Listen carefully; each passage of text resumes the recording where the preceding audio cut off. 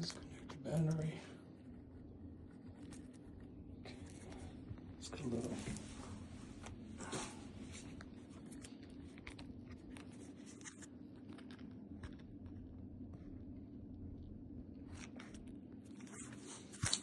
No, that one.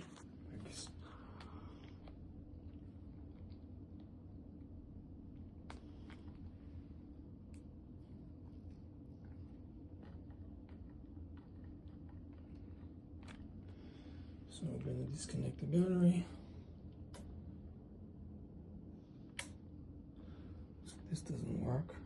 I'm going to press the 5 for at least 10 seconds.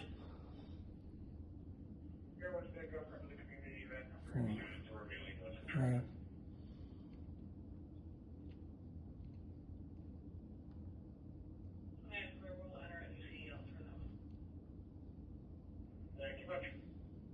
Then put it back. Then within 2 beeps, we're gonna have to press the A button. So that means that it's reset. Now the code is gonna be. How do you set it to a different code? So now this is the master code.